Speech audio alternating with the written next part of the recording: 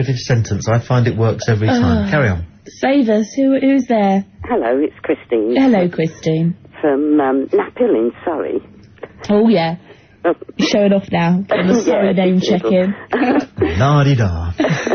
No, I was listening to the last lady was on about saying children going to funerals. Yeah. My two nephews came to my father's funeral. One was 9 and the other was 7. Yeah. But the thing was, and I've heard this before with children, the 7-year-old, after my father died, we used to hear him talking upstairs.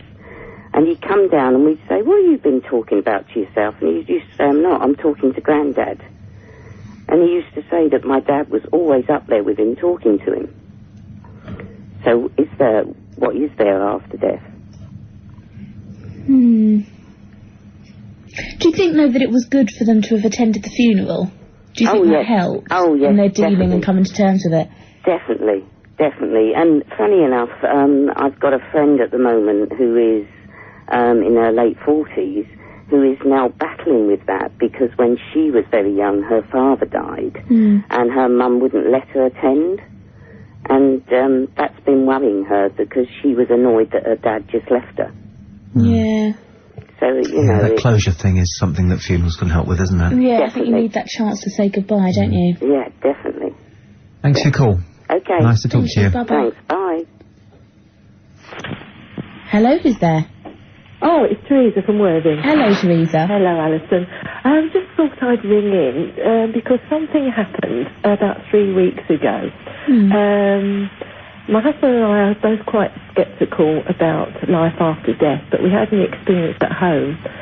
And we were sitting in the lounge one evening, and we've got French doors into our lounge. And I happened to see something at the corner of my eye. Yeah. And at the time that I saw what I didn't know what it was, my husband saw it at the same time, and he said, there's somebody standing there. So he sort of got up out of the armchair and picked, I think it was a cup off the coffee table, and started to walk out of the lounge into the dining area. But very, very quietly, not like, expecting anybody to be there, but something. And anyway, we walked into the dining room, and I just went cold. And he was sort of like, what's going on? And I sort of stood there, and just tears came into my eyes. And he came up next to me, and he said the whole area around my body was cold, and he could literally put his hand in and out of a foot around my body. And then we moved into the hall, and it was warm, and then he went upstairs because he just felt somebody was in the house, even though we couldn't see anybody. And anyway, we stood in the hall, and I said, have we had the front door open? And he went, no. And I said, well, that coldness has come around me again. And he said, well, it's not cold where I am. And he came back downstairs, and the coldness was all around me. And I was just standing there, and the tears were streaming down my eyes, but I wasn't sobbing. They were just coming down my eyes. And anyway, then everything sort of cleared away. And he said, I'm going to put the heating back on. And even though we had the gas fire on in the lounge, he said, I'm going to make you a cup of tea. He said, you go back and sit in the lounge. Went back and sat down in the lounge, and I said, oh, whatever happened has gone. And then it came again, and the coldness came all over my body, and then it felt like somebody was stroking my leg. And then he came back in, and he could literally move his hand in and out of the area of my body and feel the coldness. And he said, something's happening. He said, but I don't know what. And he said, are you frightened? And I went, no. I said, I don't know why I'm not frightened. And anyway, I think this went on for about 15 minutes. And anyway, he went off to make a cup of tea, and I called out to him. I said, it's all right now. And literally, the atmosphere in the house changed. And we hadn't realised before that the atmosphere had become very sort of heavy. But then when this coldness went, it was lifted again, and it was fine. And the really strange thing was, we went to bed that night, and we were laying there talking about what had happened, and my husband is so sceptical. It's unbelievable how sceptical he is about things. And he said, to this day, he said, I don't know what happened. But putting two and two together, On that very morning, I was washing up in the kitchen sink, obviously, and he came in and he said to me, he said, "Oh, I like your perfume." And I said, "I haven't got any on." He went, "You smell of flowers." And I said, I can't do. I said, "I have not got any perfume on." And he said, "You smell of flowers, carnations or chrysanthemums."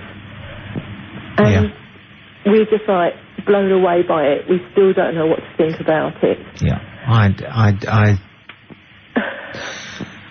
Okay. I know. All right. Okay, all right. Well, since you mentioned that bit, by the way, you got a funny noise in the background. I know. I think it's my phone. I don't know. Is it? All right. Well, it's a cordless, isn't it? Yes, yeah, it is. If I move around to different areas. Yeah, don't worry. But thanks for your call.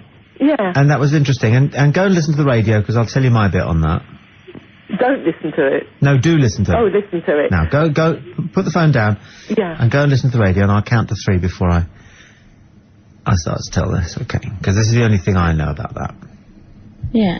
But I don't know if I know anything about that. All right, okay. So, I'm 19, and I've got a flat in Hove, it was. And I'm training to be a teacher. Yeah. And I get a job in Gamley's in the toy shop in Brighton. And I had to get up very early in the morning, about 7 o'clock. And it was bloody cold, because no central heating. Yeah. So I'd sometimes sleep in my clothes. You ever done that? You're so bloody cold. Yeah. That way you don't have to get cold, you know, you're ready to go.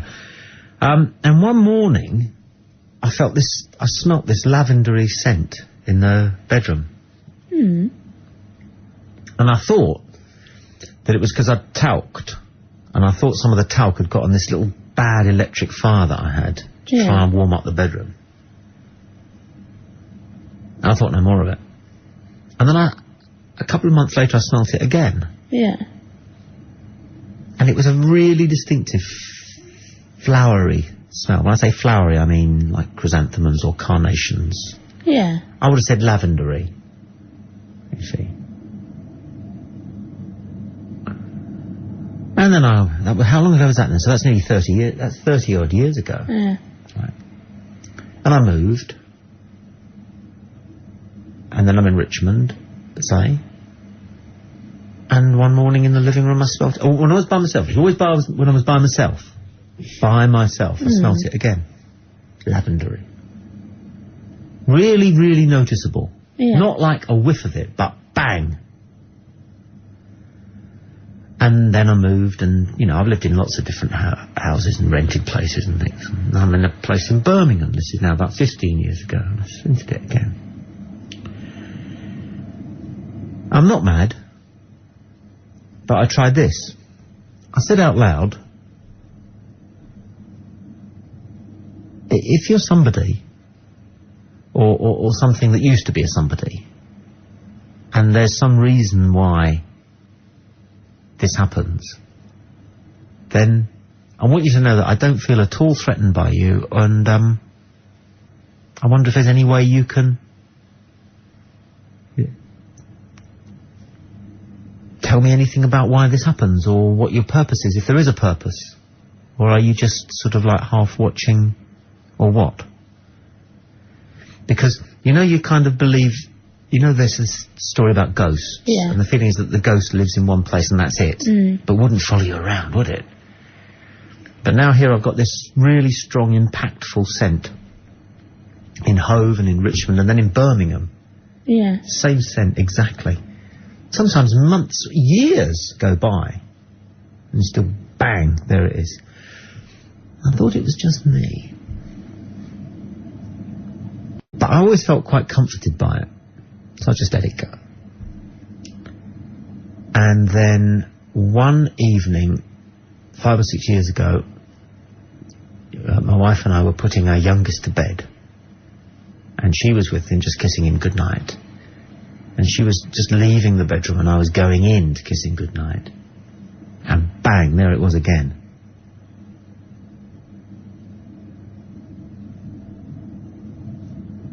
And as I noticed it, my wife said to me, "Well, what's that lovely smell?" Well, see, and I went cold then. Yeah. And I said, "Can you smell it too?" And she said, "Yes, what is it?" And I went, Oh, I don't know. And I left it like that. Because I didn't want to say spooky things. No. What is it? I don't know. I'll experience it again. You know, some people have said that, you know, they say, you know, sometimes you can have a stroke or something, you get funny smells in your head, but I don't think it's that, because I just smelt it when I was 18. How strange. And I've sort of vaguely got this idea that there's somebody who's following me, or something is vaguely there. But I don't believe, but having said that, I'm not somebody who believes in ghosts or visitations or seances or Ouija boards or anything like that. But anyway, that's my only little brush with that sort of thing. And I've told you now more than I've told my wife, because I just said to her, oh, well, you know, it's just probably one of the radiators playing up. Yeah. Sort of thing you say, isn't it? Radiators. Well, you don't want to start saying, smell like okay, I've got a familiar, you know. Yeah, that's and I'm, you know, fingered by the other world. That is strange. Who knows? Can't smell it now. No. No. Anyway, you? Who is now battling with that, because when she was very young, her father died, and her mum wouldn't let her attend. And that's been worrying her, because she was annoyed that her dad just left her. Yeah. So, you know... that closure thing is something that funerals can help with, isn't it? Yeah, I think you need that chance to say goodbye, don't you? Yeah, definitely. Thanks for your call. Okay. Nice to talk to you. Bye-bye. Thanks, bye. Hello, who's there? Oh, it's Teresa from Worthing. Hello, Teresa. Hello, Alison. I just thought I'd ring in because something happened about 3 weeks ago. My husband and I are both quite sceptical about life after death, but we had an experience at home. Up there with him, talking to him. So what is there after death? Do you think, though, that it was good for them to have attended the funeral?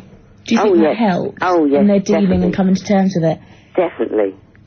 And funny enough, I've got a friend at the moment who is in her late 40s. Nephews came to my father's funeral. One was 9 and the other was 7. Yeah. But the thing was, and I've heard this before with children, the 7-year-old, after my father had died, we used to hear him talking upstairs.